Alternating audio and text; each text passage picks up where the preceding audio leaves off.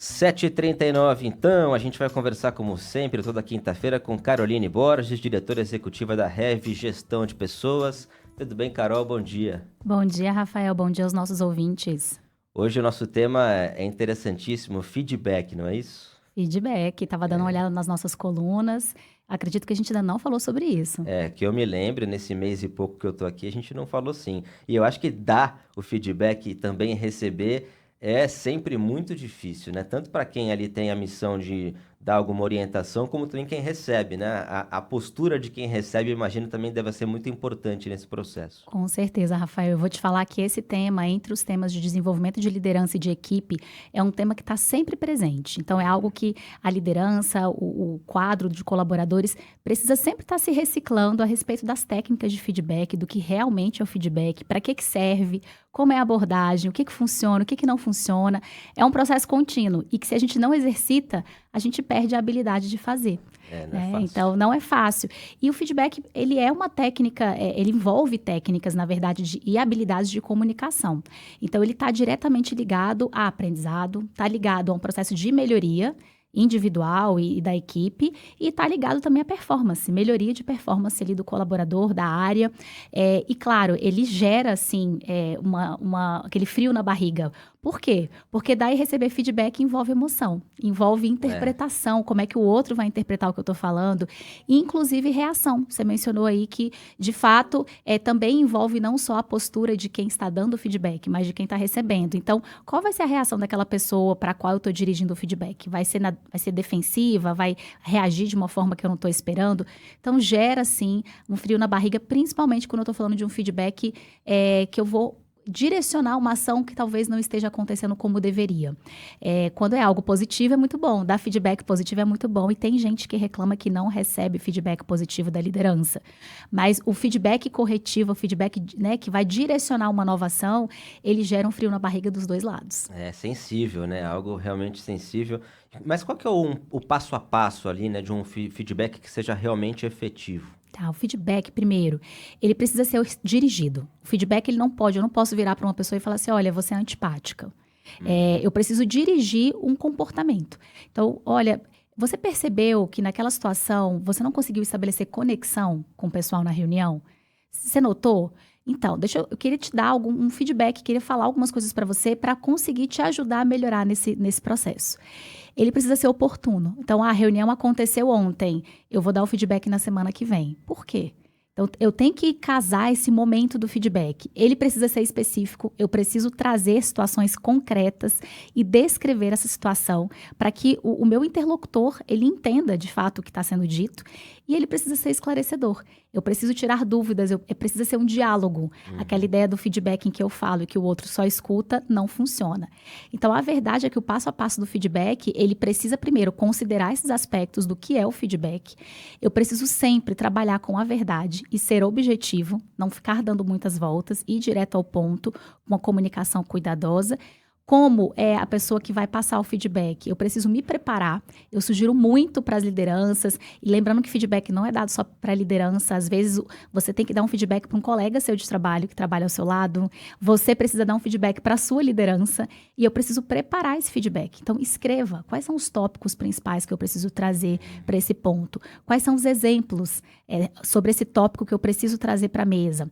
Eu preciso preparar o ambiente. Então, eu preciso estar num ambiente que ele seja reservado. Um ambiente que eu tenho cuidadosamente a visão de que outras pessoas não devem escutar. Então, às vezes, eu trabalho no espaço aberto, no open space, no meu local de trabalho. Vai para um café, vai para a área externa, dá uma volta ali em volta do prédio com a pessoa, mas para conseguir um espaço mais reservado.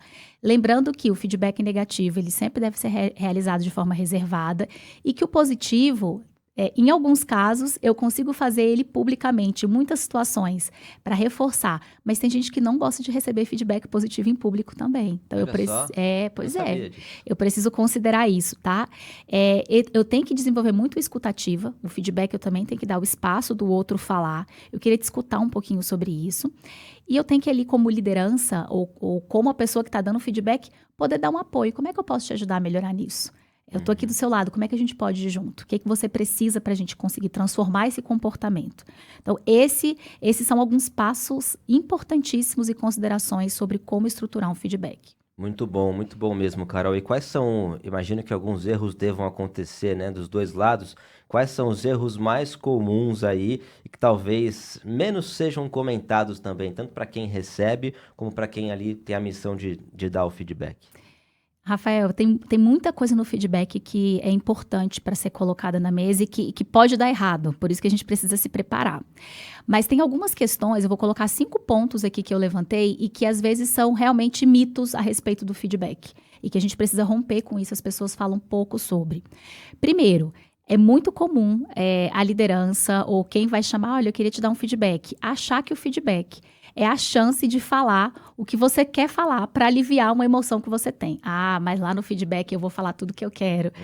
O feedback não serve para isso. O feedback ele é focado no destinatário da mensagem. Como eu vou fazer uma transformação de comportamento, como eu vou construir novos caminhos com essa pessoa que eu estou conversando. Por quê? Porque ele serve para melhorar, ele serve para melhorar, aumentar desempenho, performance, e ele serve também para um processo de aprendizado. Então, o meu foco é no outro. Eu vou precisar balizar as minhas emoções e as minhas palavras para conseguir engajar o outro no comportamento que eu preciso que seja transformado. Então, o primeiro ponto é esse. Não vá para o feedback achando que ali é o momento de você extravasar suas emoções, porque não é. Se você precisa fazer isso, você vai procurar uma forma aí de você extravasar sua emoção de um outro jeito. Outra coisa é achar que o feedback, quando você está recebendo, ele está acontecendo para te atingir pessoalmente. O outro está falando isso para mim porque ele não gosta de mim. O outro está sentando comigo e falando tudo isso porque me inveja. Calma, é um processo que... O que você pode absorver disso? Como é que você pode utilizar o que você escutou para ter uma melhoria na sua forma de entregar, na sua forma de agir? Então, esse é um ponto importantíssimo que eu preciso considerar. Se você, inclusive, tem uma liderança, um par que está sentando com você, tirando um tempo para conversar e te dar um direcionamento, talvez você precise parar para pensar se essa pessoa realmente não está preocupada com o seu desenvolvimento, se não está preocupada com você. Então, tirar um pouquinho essa armadura de que o outro está vindo me criticar. A gente precisa se abrir a isso, tá? Tem uma questão importantíssima, né? E no mundo corporativo existem vários apelidos aí para o feedback, mas que as pessoas não gostam de receber feedback. Isso é um mito. Inclusive, importantíssimo deixar registrado. A geração Z é uma geração que valoriza e precisa do feedback. É muito comum você ter situações em que indivíduos aí, parte da geração Z, que estão aí no mercado de trabalho, falarem: chefe, você pode me dar um feedback de como foi essa semana? Tem como a gente marcar na agenda? Tinha um estagiário há uns 2 anos atrás que falava assim para minha sócia: eu marquei na nossa agenda toda semana um horário para feedback. Não, calma, não consigo te dar feedback toda semana assim. Sempre que for acontecendo alguma coisa, a gente vai falar. Mas legal. Mas eles precisam, né, desse retorno e isso é importantíssimo, tá? Uma outra questão olha, eu vou esperar o melhor dia para dar o feedback. Realmente tem que ser oportuno, não posso fazer muitas vezes no calor da emoção. Em algumas situações precisa ser feito de imediato, mas eu não posso esperar demais. Não é no seu tempo, como quem está passando o feedback. É no tempo necessário para que aquilo ali seja efetivo e tenha um link com a ação que aconteceu e que precisa ser redirecionada. E uma outra questão, para fechar, quando eu escuto um feedback, eu devo apenas escutar e não devo falar nada. Né?